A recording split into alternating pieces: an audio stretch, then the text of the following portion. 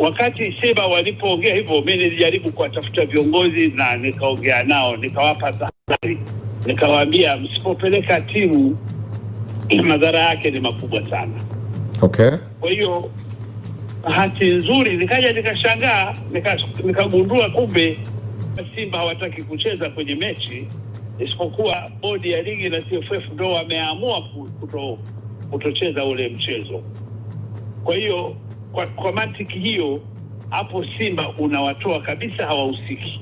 Ndio. Kwa hiyo ulikuwa ni uamuzi, na walioamua ni watu wenye mpira wao.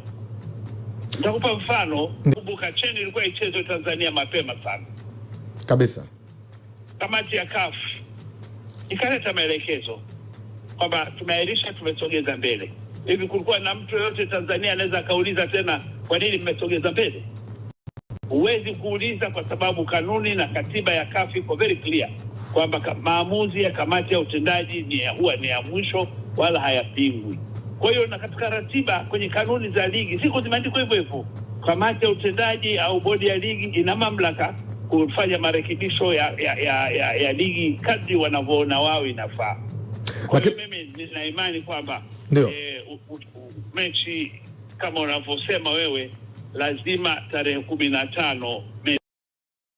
Lakini kwenye kuulinda mpira wetu, kulinda mashabiki ambao wanalipa viingilio vyao, kuheshimu pia uwekezaji ambao timu zetu zinafanya, tuna udhamini mkubwa sana kwenye mpira wetu.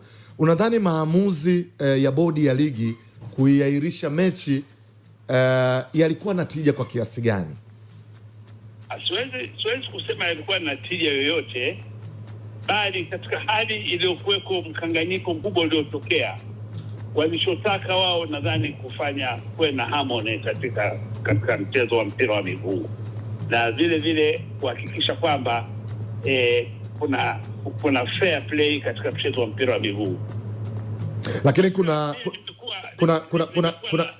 kuna hisia Alhaji kwa mashabiki, wanachama na wapenzi wa Young Africans kwamba bodi ya ligi walifanya yale maamuzi kuweza kurescue Simba ambaye sehemu ya wachezaji wake hasa wale wa kikosi cha kwanza wako injury by then. Mlinda mlango Kamara, Shemalon, center back pamoja na wachezaji wengine. Hizi sauti kwa kiongozi wa kariba yako na namna ambavyo unafahamu mpira wetu, unaona kulikuwa kuna mantiki yoyote ya bodi kweli kuiahirisha ile mechi? Kulikuwa hakuna mantiki yote ya maana ya mechi ile kuahirishwa kwa wakati ule. Okay. Lakini kwa kuwa wameshafanya makosa bodi pamoja na TFF yao wenyewe, huwezi sasa ukazilaumu tena Simba na Yanga. Kwa hiyo kwa kuwa wamesharekebisha wenyewe, wamegundua wamefanya makosa bila shaka, ndio wakaamua mechi ichezwe tena tarehe 15. Mimi bado msimamo wangu uko pale pale. Hayo yaliyotokea tusamehe. Sasa hivi nadhani haitatokea tena, watu wamepata fundisho, kwa sababu hili swala la kwamba hatuchezi limefika mpaka bungeni. Mimi nilikuwa kwenye mkutano mkuu juzi pale Dodoma, kila ndugu yangu Makala akiongea, watu wa Yanga wanapiga kelele hatuchezi. Sasa hatuwezi kuuza hizi vilabu vyetu viwili. Ni vilabu ambavyo ni kioo wa mpira wa Tanzania. Kwa hiyo mimi nawasihi kabisa Young Africans, na mimi najua Yanga wataleta timu Oscar. I can bet with anybody. Kwa sababu gani? Wanaelewa madhara ya kutokupeleka timu tarehe 15, kwamba watawapa Simba pointi 3 na magoli 3, na wao watanyang'anywa tena pointi 15, which means wacheza katika mashindano ya kimataifa. Na unajua sasa hivi mashindano ya CAF, kabla hujaingia una $50,000 ambazo ni karibu milioni 100 hiyo 135 sasa hivi. Lakini Yanga walikuwa na mapendekezo yao ambayo walikuwa wanataka kuona uwajibikaji. Kuna watu wanawajibishwa ndani ya bodi ya ligi ili kutengeneza standard ya mpira wetu. Wewe unasemaje kwenye hili, kwa viongozi wa bodi ya ligi kuwajibika kwanza kwenye kuahirisha ile dabi ya kwanza? Sina pingamizi. Kiongozi yote mzuri akishaona mahali pamechafuka. Ndio. Kuokoa, usingoje mpaka watu wakusute au wakutukume au nini.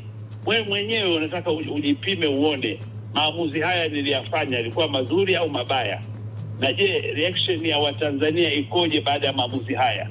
Kwa mimi nakubaliana na wewe kabisa kwamba ingekuwa busara kwa mwenyekiti wa bodi kwa sasa hivi. Ndio. Angechukua responsibility. Angewajibika kutoka kwenye nafasi yake.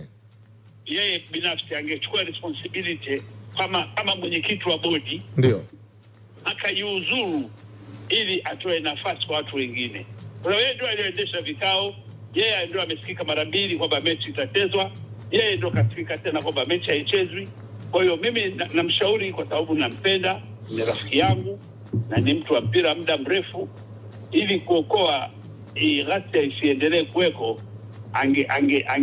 angejiuzuru kuendelea kuwa mwenyekiti wa bodi. Ikitokeza imani kabisa Oscar, uongozi wa Yanga watatumia busara, wataleta timu tarehe 15. Basi Alhaji, usitoke hapo.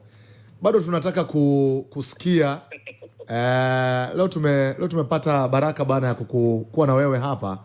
Usitoke, tuko hapo tunarudi Alhaji. Sasa hivi kwenye ile timu yao, otherwise ungekuwa wako mbali. Ndio. Lakini mashabiki wa Yanga na Simba wako very much committed kwenye hii michezo. Nimefurahi niliposikia msemaji wa Simba kwenye hii hela ambayo waliokata tiketi kwa mechi ambayo ingechezwa Mkapa. Ndio. Wataruhusiwa hizo tiketi zao kutumia kwenye Simba Day. At least that's good. Lakini kuna mtu atakuwa hatakuwepo hiyo Simba Day, na alikuwa amelipia kwenda kuandikisha historia ya mchezo wa fainali wa mnyama dhidi ya Berkane. Ya, nakubaliana na wewe. Kulikuwa na matatizo ambayo yalikuwa nje ya uwezo wa Simba, TFF, hata serikali yetu. Ndio.